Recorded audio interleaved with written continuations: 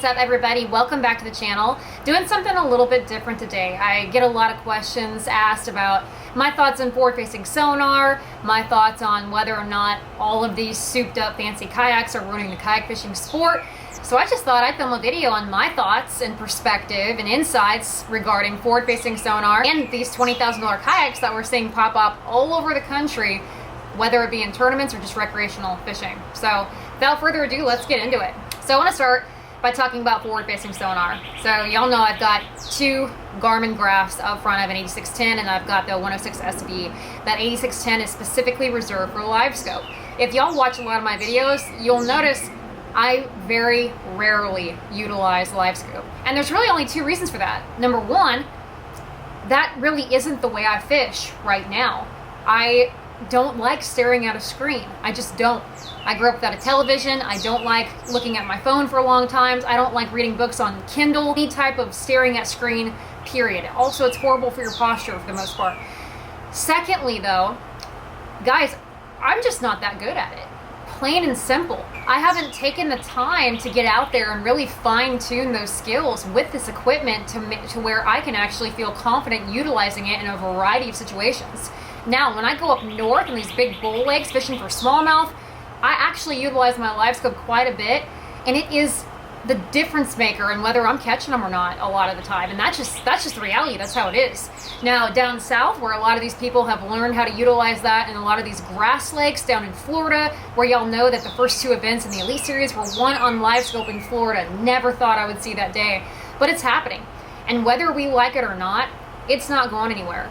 I kind of equate it to this. You know, I'm not a big fan of a lot of things in technology. I'm not a big fan of social media. I'm not a big fan of artificial intelligence. I'm not a huge fan of LiveScope, but y'all, it's here and it's not going anywhere. So regardless if I like it or not, I'm also in the business of succeeding and trying to make it a living at doing this. And in order for me to do that, I have to force myself to learn it, get better at it, and try to implement it. Maybe not all of the time like we see some of these guys doing, but it is advantageous for every angler out there to take this tool, LiveScope is just a tool, and apply it and learn it so that they have a lot of different things that they're able to do.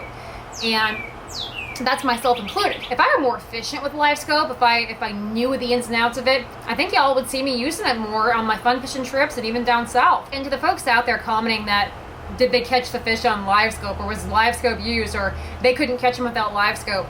You guys, I want to remind y'all, I don't want to discredit guys that are very, very efficient with LiveScope, because that would literally be like saying give somebody who doesn't know how to weld welding equipment and have them weld something. Just because you gave that person welding equipment doesn't mean that they're going to do a great job at welding whatever it is you ask them to do. Probably the complete opposite. So it's not like these guys are just brain dead anglers. You know, you have to be able to understand how to utilize this tool and make the best of it. If LiveScope were the difference in everybody cashing checks and doing well, we'd see a lot more people sacking up 50 pounds a week like Josh Jones is doing down there in Ivy. We have to give these guys who are really, really good with LiveScope the credit that they deserve, because they mastered it better than the thousands and thousands of other anglers out there. It's just a tool. They figured out how to utilize it and make it work really, really well for them, and they are seeing the result. And to be honest, if we look at our high school anglers coming up, what do you think that most of the young anglers out there are doing right now? They are this generation where they're very electronic centered. LiveScope, they were forward-facing sonar. We're going to see LiveScope playing more and more, and guys, these kids are going to get better and better and better at it. And that's probably going to take over the competitive fishing scene, in my opinion, especially with the younger guys getting really good at it. I know several college kids down there in Lanier and Hartwell that they'll take anybody's money all the time, and all they're doing is they got that trolling motor on 10, running LiveScope, never taking the foot off the trolling motor. What that says for somebody like me, who doesn't particularly enjoy fishing that way, but understands that to be successful, I have to at least get to where I'm decent with these electronics, with LiveScope. And I don't want to say that I'm not good at electronics. I utilize my Garmin side scan, down scan, and my mapping every single tournament. It's just when it comes to the forward-facing sonar, I'm not quite there yet, and utilizing it when I'm fishing shallow down south. Now, when it comes to professional fishing, I know there's a lot of talk. They want LiveScope to go away. They want to level the playing field.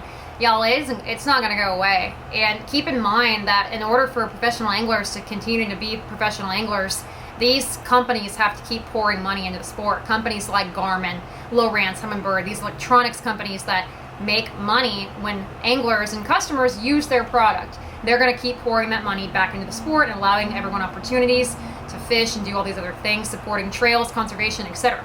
That being said, I do really enjoy seeing the larger trails show the actual LiveScope screen up in the corner when the guys are fishing. That at least keeps the viewers engaged, in my opinion. Is it as fun as watching John Cox or Andy Morgan freaking jack giants up shallow from these stumps or docks or grass? No, probably not, but it's better than not seeing anything at all except for the backs of these guys' heads looking down at the screen.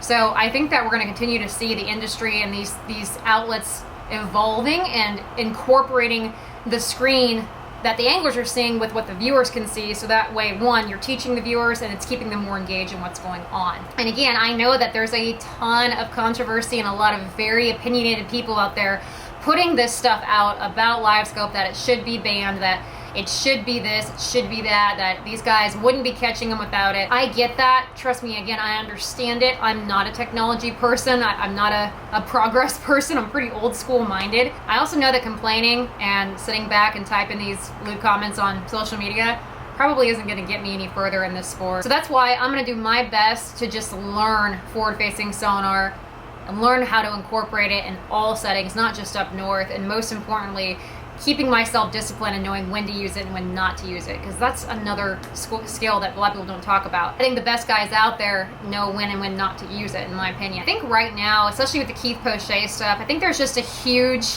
appreciation and push for these guys with bare minimum equipment, no electronics, aluminum bass boats, and I totally get that. I love to see it. I like to see when we have our kayak guys that are fishing out of bare minimum kayaks, $1,000 kayaks with no accessories on them, do really well. I think that's awesome because it proves that it can still be done, and that argument that if you're not scoping, you're hoping doesn't hold that much water when you look at all the guys out there that are letting their natural talents without any other equipment, their intuition, their instinct really shine through. It's getting a lot harder these days, but it's still out there. So I'm on that team too. I do love to see it. But let's not discredit these guys that have just become really, really good at learning their forward-facing sonar and employing it in their game. That brings me to my next point. These $20,000 ridiculous, outlandish kayaks that we see everywhere. I've got one. If y'all haven't seen my rigging video for 2023, I'm going to drop it in the bio. I've got an incredibly rigged out kayak. Absolutely love it. And yeah, I catch a little flack for it. And believe it or not, there's a lot of anglers out there that have these ridiculously expensive, totally tricked out kayaks. And I've heard a lot of comments about this. One guy, another kayak angler, was saying that it's killing the sport, that it is preventing your entry-level guy from getting into the sport, and it's discouraging those that want to compete. I also hear the comment all the time, why don't you just buy a bass boat? You can't get a bass boat for $20,000 that's tricked out like that. You just can't. That doesn't happen. Maybe 15 years ago you could have, but you can't anymore. As far as not being able to compete, y'all, I look at that mentality, and I think, if you think that somebody with a little bit nicer kayak and nicer equipment, 2 graphs as opposed to 1, or 1 graph as opposed to 0, killing your ability to be able to compete in these tournaments, I would start with your mindset. Right out the gate, you're saying that you can't compete because this guy has what you don't have. And whether that's true or not, that mentality, that mindset is just debilitating. It really is. There's no other word for it. If you don't think you can compete because one guy has this something nicer than you, that's not going to be the attitude that you need to have to get out there and compete and be successful anyway in anything in life regarding your career, whether it's your career, fishing, what have you. If that is your idea and your mindset, you see someone that has nicer things than you and you think you're automatically out of the game and you can't compete and it's discouraging, guys, I hate to tell you something, but that's the real world. It's not fair. There's people with more money, there's people with more connected families, there's people with better coaches, there's people with all of these things, and the worst thing you can do is just sit back and say it's not fair and I'm not going to do this anymore. I want y'all to keep in mind that these $20,000 kayaks, that honestly is helping to grow our sport. And hang with me here while I explain this. When motor and electronics and accessory companies see these kayaks with multiple graphs, with outboard trolling motors, spot lock, what have you, it's going to cause them to invest more into our sport. Same with the shop I work for, you guys, Dugout Bait and Tackle. when they're getting business from all over the country, rigging business, the best in the game in this, when they're rigging all these kayaks and getting people these really awesome rigs, that's helping them do better, which in turn it allows them to give back to the sport. Dugout sponsors so many kayak trails, so many tournaments. It's a give-give situation here, you guys. And the best thing about all of it is kayak fishing can be as simple or as complex as you want it to be. No one's forcing you to go out there and spend $20,000 on a kayak. You don't have to do that at all. You can go out there and spend $500 on a kayak and all the accessories. There are very entry-level local tournaments with a handful of people in them. There's big local tournaments, and then there's the national trail. And even on the national trail, some of our tournaments are still won in kayaks with no electronics on them and less than $1,000 minimum investment. Y'all, that's nothing. That is nothing, especially when you're considering the entry fees are a third of that price. You can still get out there and be competitive if you don't have a $20,000 kayak. We've had so many Angler of the Year titles and big championships and other big open wins with guys that either fish in paddle kayaks that have no graphs on them whatsoever, or guys that are in the most basic kayak out there. Look up Drew Gregory.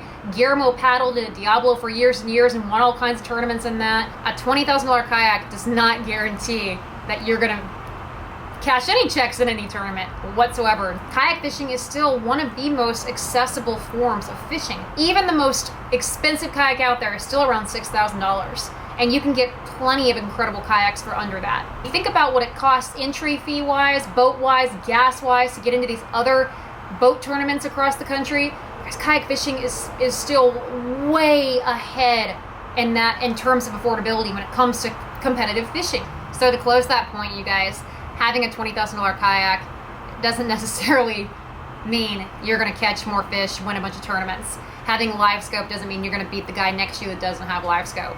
However, understanding that you need to continue to grow in this sport in order to stay successful and stay at the top is probably the most important thing that any angler can take with them from this video. I think more than anything, I'm seeing so much complaining and so much negativity surrounding fishing right now and all of these things going on. I guess another big takeaway from this is it really is an attitude thing over what you have or what you don't have thing. And y'all, I say that because I come from a very humble background, and I had a lot of friends that came from completely different backgrounds than me, and then by when I say that I mean their parents were extremely well off.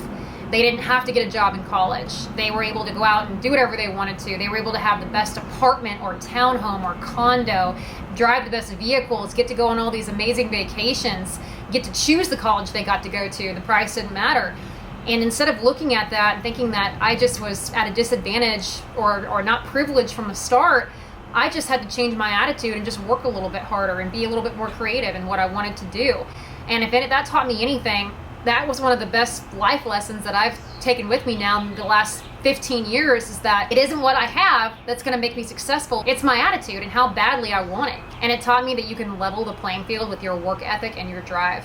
So I've taken that with me, and I hope that it resonates with some of y'all. I see so much negativity out there. I just think that those comments and those attitudes are just a waste of energy and potential. And as much as I don't necessarily like to see all these electronics getting involved moving forward, it's not going anywhere, y'all. We got one choice. We can get on board and try to do the best we can to learn it, or we can just get way, way, way better at what we do and capitalizing up shallow and try to make that work, because plenty of guys are still making that work. I will always keep trying to build my shallow game, but as I mentioned earlier, tomorrow I'm going to get out in the water with the Dugout Bait and Tackle owner, Jamie Koza, one of my very dear friends, like a second father to me. He's actually fishing the PK tournament. He's phenomenal with LiveScope. He's fished boat tournaments for years and years and years, has now jumped in a few kayak tournaments, did really well at Hartwell in the Bassmaster there. And he and I are going to go through what you can do to get better at using LiveScope from a kayak specifically. We're going to talk through a couple of the tips, what's going to help you become better at LiveScope, things you can do to get better on the water, and we're just going to go practice for PK coming up this weekend. So look forward to that video dropping here in a couple of days. Again, let me know what you guys think on everything I said. I hope you all don't take this wrong. Sometimes I get pretty blunt in my deliverance of things, but I do mean it with the most sincere care for everybody's well-being and attitude out there. I just want everyone to come at things with a little bit of positivity, challenge the way you think about things, hear other sides of the story, and just get out there and have fun, you guys. It's fishing. It's not supposed to be stressful. It's not supposed to be negative. So that being said, y'all, I appreciate ya. stay tuned for a little on the water live scope tutorial. Hopefully I learn a lot of things from Jamie. I know I will. And then we'll catch you at the PK tournament.